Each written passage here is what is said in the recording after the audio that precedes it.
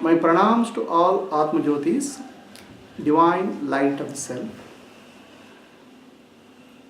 Today we will contemplate on the seventh chapter of Bhagavad Gita called Jnana Vijnana Yoga.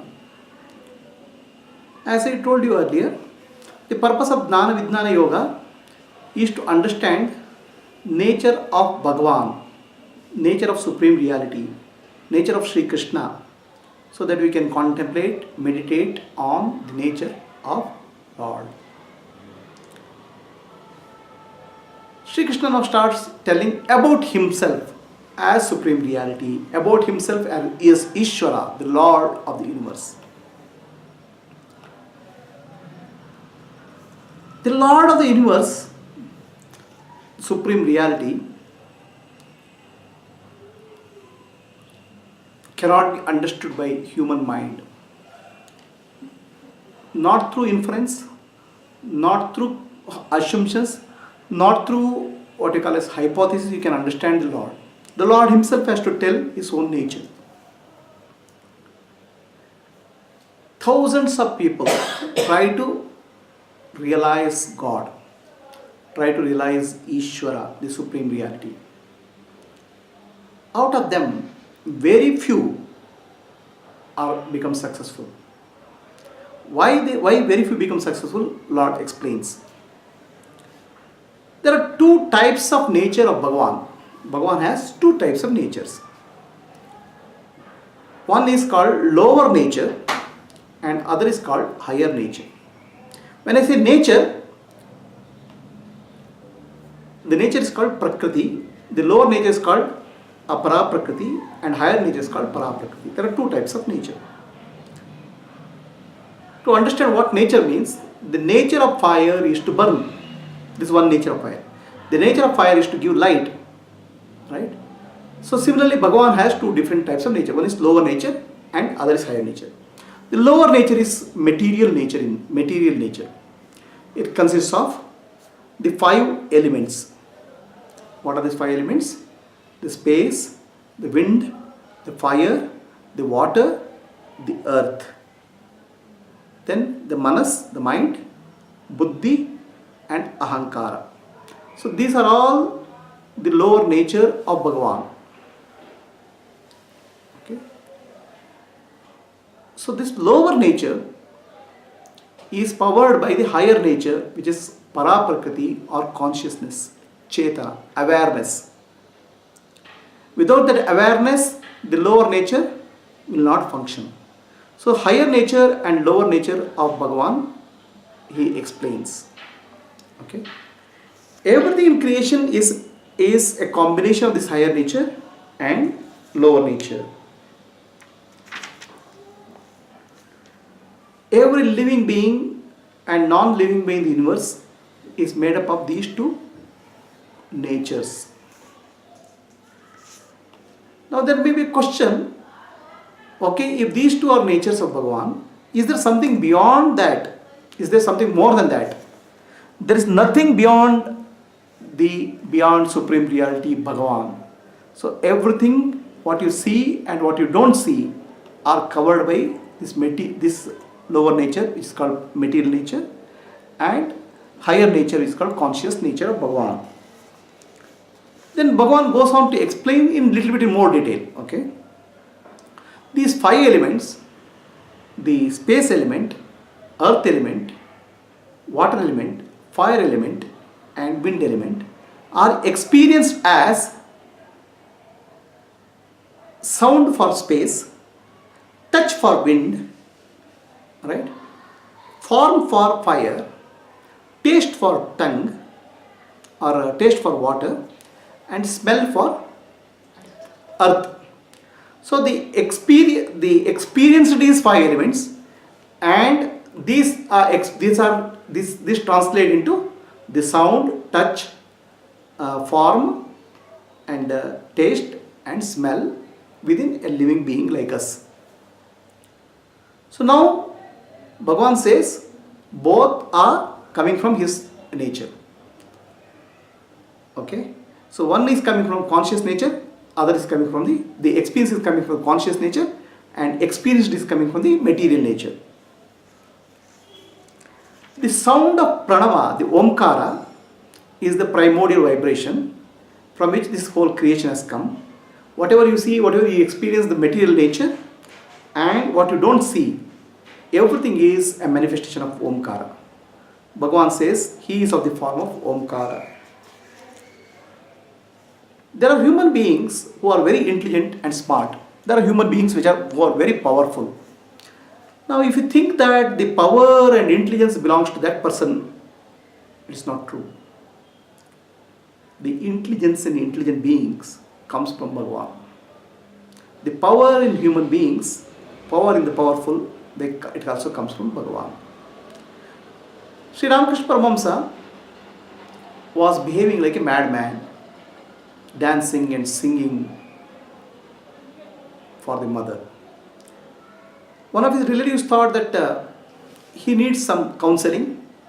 Somebody has to come and give him a clear understanding what is God and why he is going through the illusion or hallucination of mother and all. So they bring a logician, very, very powerful logician. Logician is Tarka Shastrajna that day. The logician comes and gives a very beautiful argument to Sri Ramakrishna Paramahamsa. Whatever he is experiencing is just an illusion, it is not a reality. He has such a beautiful argument for that. Ramakrishna Paramahamsa keeps on saying, wow, wow, wow, wow.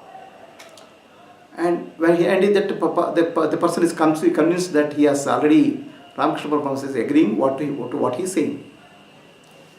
Then he concludes that there is no God, it's all your experience is illusion. Ramakrishna Paramahamsa says, wow, what a nice argument. What a great intelligence mother has given to you. Even the intelligence which is given to the intelligent being is also from the Bhagavan. It's all universal in nature. There's nothing individual property. So you say, I love my child, as if love is your special property. Love is not your special property. Love is a quality of the universe. Love is a quality of the existence. It has come from Bhagavan. A dog loves puppies. A cat loves kitten. Every animal loves its offspring. So that love is universal in nature. A part of the love expresses through itself. Similarly, a part of the intelligence expresses through yourself. A part of the universal power expresses through the people who are powerful. You have to visualize the power of the universe. We are very small beings. Earth is very large. Sun holds that earth. Sun itself is held by a galaxy. So the power of the universe is also power derived from Bhagavan, the Lord.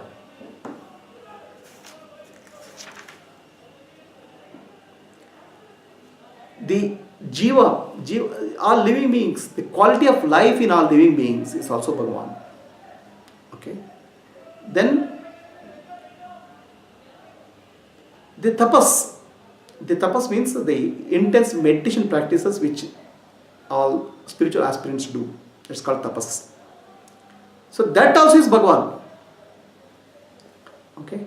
So Bhagavan is actually seems to be saying he is all everywhere, all pervading. Tapas means intense spiritual practices. And why that intense spiritual practice is done? For attaining higher consciousness, and the mind is focused on that. So this comes from the conscious nature of Bhagavan. Conscious prakriti, para prakriti of Bhagavan. Bhagavan himself is the seed of every living being in the universe. What it means is that all of us trace our ancestry to grandfather, great-great-grandfather, great-great-great-great-grandfather.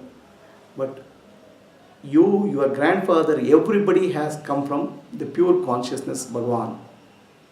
So he is the seed of everybody. He is the intellect in intelligence in intellectuals. And those who are radiant in nature, they are called Tejasvis. So those who are radiant in nature, their radiance also comes from Bhagavan. So what is radiance? The people who are spiritually evolved, their aura gets purified because the mental blocks are gone, the energy blocks are gone, the mind becomes pure, and there's a radiance which emanates from them. The radiance which emanates from them is radiance of the consciousness, which is actually of para prakriti of Bhagavan. Even that is also Bhagavan. There are people who have some desire, and those desires which are in tune, not those people, some beings, all beings have desire.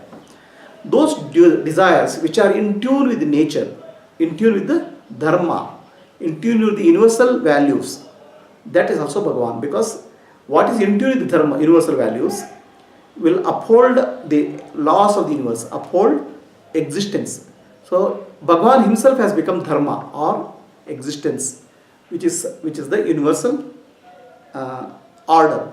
So if your desire is also in tune with the universal order, which is not violating the universal order, that also is Bhagavan. All living beings have three qualities called sattva guna, rajo guna, tamo guna. And our desires and feelings arise out of these three gunas. The example of sattva guna, rajo guna, tamo guna are Ravana, Kumbhakarna, Vibhishana. Ravana is full of rajo guna, activity. So he goes and attacks people, kidnaps somebody, all those things. Whereas there is somebody like Vibhishana who is full of sattva guna, who is constantly thinking of God, devotion to Rama. Okay, and there is tamoguna, Kumbhakarna, who eats and sleeps. So all these three qualities are energized by the para-prakriti or conscious nature of God. Right? Without that consciousness energizing, these qualities will not manifest.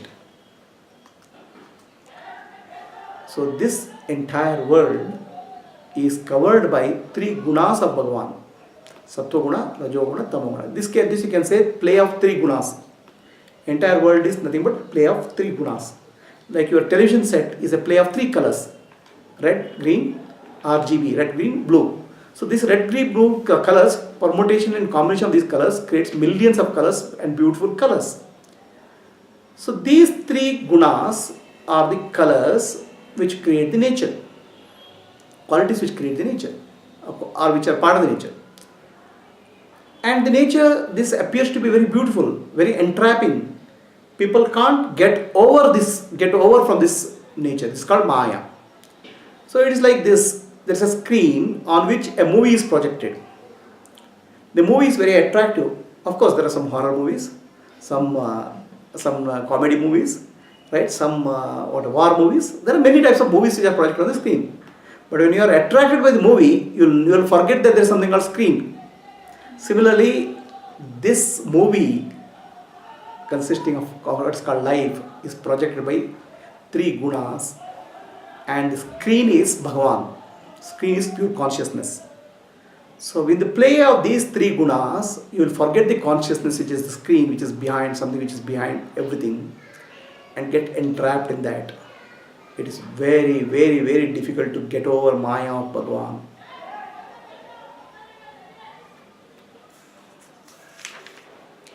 Those who still in this Maya focus on Bhagavan, meditate on Bhagavan, do service to Bhagavan, surrender to Bhagavan, they will attain me eventually.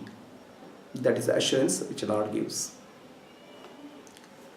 May all of us contemplate on the play of three gunas, the lower and higher qualities of Bhagavan, the lower and higher nature of Bhagavan, para-prakriti and apara-prakriti. Contemplate, meditate on Supreme Reality, Sri Krishna, Bhagavan, and attain Lord in our life, Lord in our heart.